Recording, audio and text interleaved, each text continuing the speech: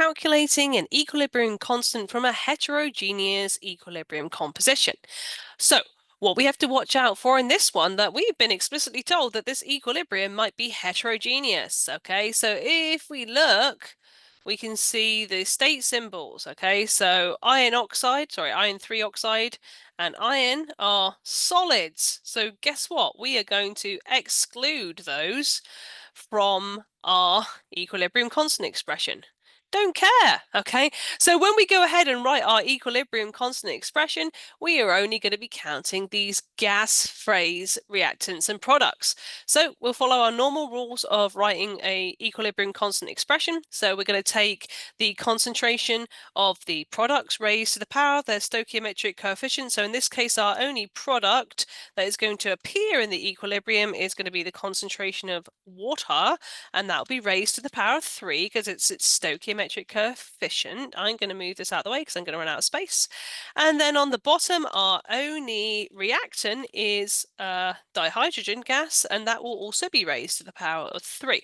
So just be careful when we're actually doing these substitutions that we don't forget about those powers. Okay, so then we can just substitute in the concentration of water and dihydrogen, but wait, we're going to have to work for those because we have only been given the mass in grams of hydrogen and water.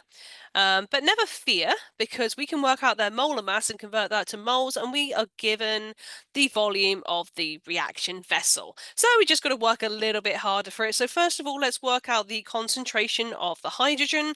So we're going to take out that 3.52 grams of hydrogen. Molar mass of one hydrogen atom is 1.0079. You might want to look this up in ALEKS. I'm just using the periodic table in my head.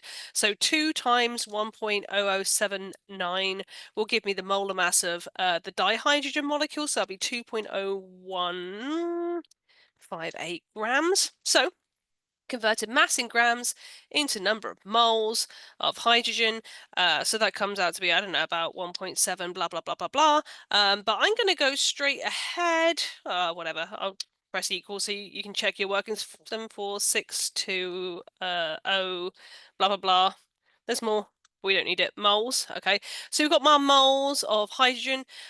Concentration is moles per litre, and very thoughtfully, we have been given the volume in litres, so we don't even have to convert millilitres to litres or anything like that. Thanks, Alex. So we're just going to divide by the volume in litres, then we'll have a concentration in moles per litre, and I got 0.269 moles per litre. It's asked for 3 sig figs, so I'm sorry, 2 sig figs, so that is fine by me. We'll leave it at that. Okay, so we now have a concentration of hydrogen. So we can go ahead and do the same for our gaseous water. So let's just make sure grams are cancelling out. We end up with moles per litre. Lovely. All right, so what's our mass in grams of water? 1.62 grams. So 1 mole of water weighs, molar mass please, 2 times 1.0079 plus 15.9094. Alex might not have the same sig figs. I can't remember more than that. I think that's enough sig figs for me to carry my brain. Okay, so number of moles of water I got is 0.0899 and change, 26 blah blah blah moles, whatever it is.